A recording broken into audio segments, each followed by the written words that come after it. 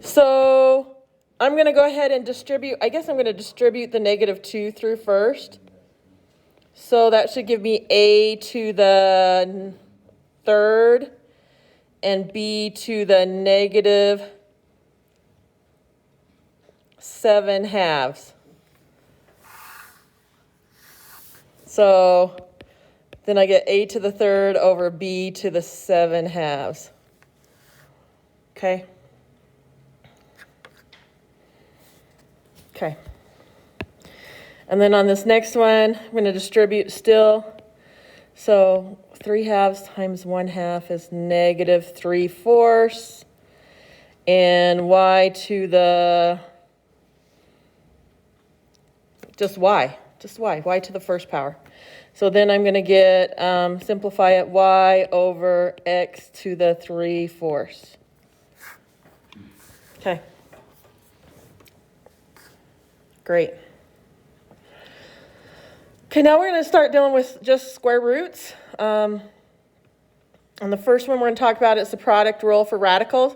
And it says for any real number, any real numbers, the nth root of a and the nth root of b, the nth root of a times the nth root of b is the nth root of a times b. Notice in this that the main part here is my nth root has to be the same. So if my nth root is not the same, then it doesn't work. So the root has to be the same when I multiply them together. When I'm dealing with the roots, anything I do with them, the root has to be the same root. Okay? So on the first one, since I have the fourth root on both of them, they're both the same, I can just multiply this together. I can say this is the fourth root of 4 times 10, which is going to be the fourth root of 40. And I don't think that there are 4 2s in there. No. So it should be, oh, I should probably put my little 4 there. Fourth root of 40. Because 4 is 2 times 2 and 10 is 2 times 5, right? So that's only 3 2s. Okay. Sorry, I'm thinking out loud. And then number 2, they're both fifth roots, so I can go ahead and multiply them together. So I've got, what do I have? The fifth root of 18t cubed. Okay. If I can simplify, I'm going to simplify, but then I can't do anything there. And then the last one, beautiful. They're both fourth roots, so I can multiply this together. So it's going to become the fourth root of, and I'm going to multiply this together.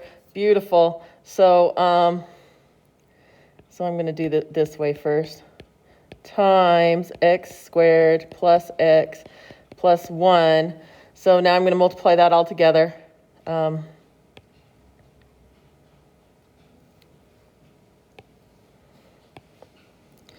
I've got x plus minus 1 and x squared plus 1, x squared.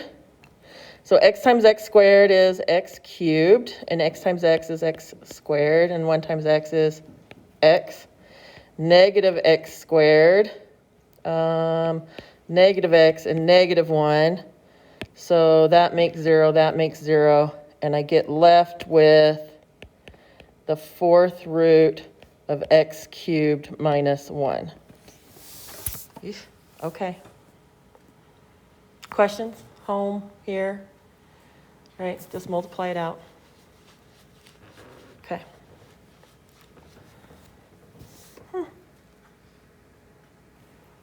Okay, now it's your turn. A, B, and C, D. Oh, I guess we've got 6 of them. So go ahead and multiply those all out.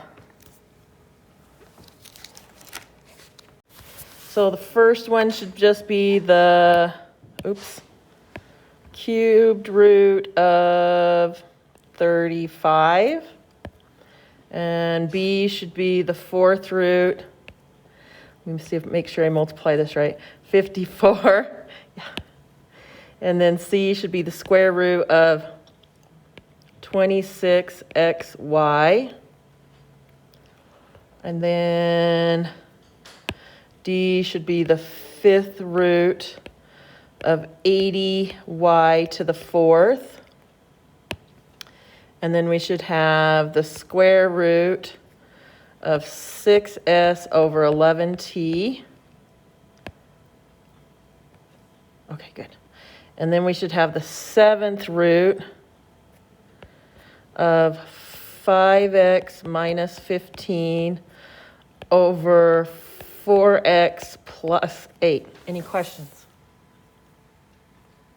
Everyone okay? Any questions at home? Awesome. You're doing great. Okay, now we're just going to simplify the roots. Okay, so how do I simplify the square root of 300?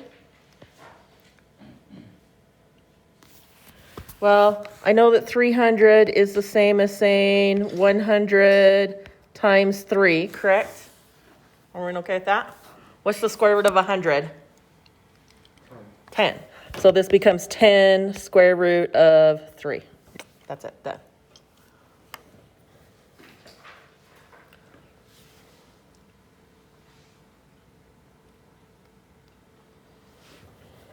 And then number 2, square root of 175. Okay, what goes into 25 does.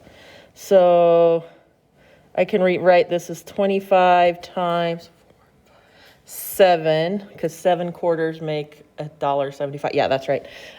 Times y to the 8th power. That is a really ugly 8. So the square root of 25 is 5. And the square root of y to the 8th is y to the what? 4th, yeah, good. Y to the 4th. Remember, I have to have 2 pairs to bring 1 out, right? And if I have 8 y's, that means I have 4 pairs of 8 y's. So I can bring 4 pairs of y squared, so I can bring 4 out. And what's left inside is the square root of 7.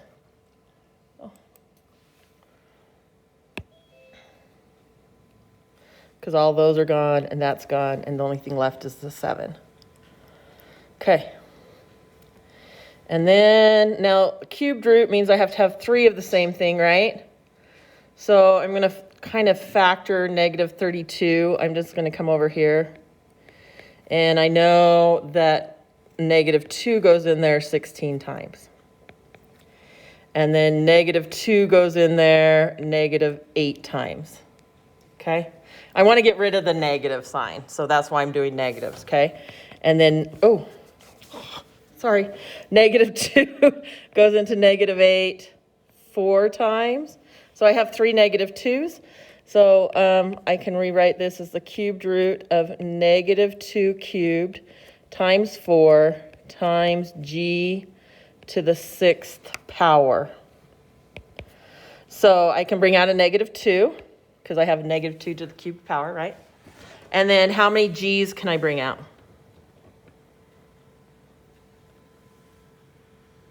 2. Yeah, because I'm making groups of 3, right? So I can bring 2 groups of 3 out. Good. G, we said 2, right? Okay. And then it's the cubed root of 4, and that's what's left. Hi, Janae. How are you? Hey, oh, good. Okay, so go ahead and do those 6 problems.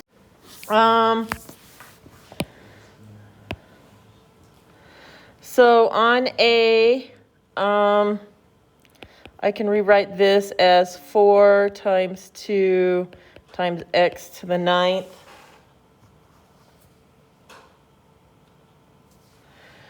Which equals 2x to the 4th, square root of 2x.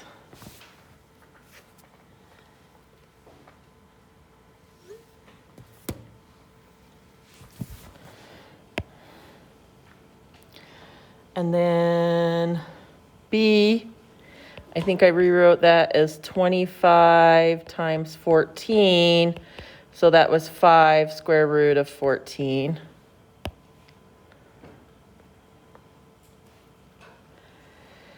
And then C, I think I did it this way, 25 times 3 times y to the 5th. So 5y squared, square root of 3y. Yeah. Any questions so far?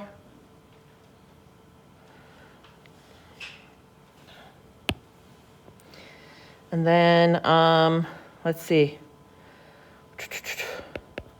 A to the 5th, B to the 5th, square root of B. Oh. And then this one, I need 3, huh? So that would be x, y squared, z cubed, the cubed root of x squared, no y's, and z to the first power. 1 z left over? Yeah. Okay. And then f, 4th root of 16 is 2 x y squared. 4th root of, that's gone, x y to the 8, 9, 10, third. Questions?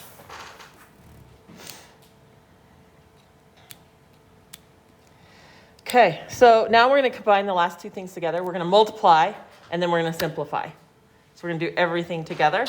So first we simplified, right? First we just multiplied the exponents, the roots together, and they couldn't be simplified. And now we've simplified. Now we're going to combine that together and do them both at the same time. So I've got the cubed root of 21x cubed. Yep, that's what it looks like. X times x squared. Okay, so the only thing that I can bring out, I think, is the x. So that means I would get x square root of 21. That one wasn't too bad. And then if we go to number 2, I've still got a cubed root, and I've got x to the 4th and y to the 10th. So when I simplify it, I should have 1x on the outside and 3 y's, and that should give me the cubed root of xy. Okay. All right. 3 more problems. So if the rest of you aren't ready, too bad. So I have the cubed root of 27, which equals 3. And then I said I am not multiplying 24 times 24. I just want you guys to know that. I wrote 24 squared, y to the 10th, which is going to be 24 y to the 5th. I just didn't want to write, I didn't want to multiply 24 times 24. And then I have the cubed root of 10a cubed, which would be a cubed root of 10. Ooh, I should make that look like not a cubed, huh? So it's a cubed root of 10. There we go, that's better. A cubed root of 10, not a cubed square root of 10. Okay. Great, that's it. That's what we're doing today. Lesson 6.4 in Delta Math. Any questions? Awesome. I think you guys had a checkpoint that's due on Monday. I did it on Friday. I made it available. So if you didn't do the checkpoint, you should probably do that one too.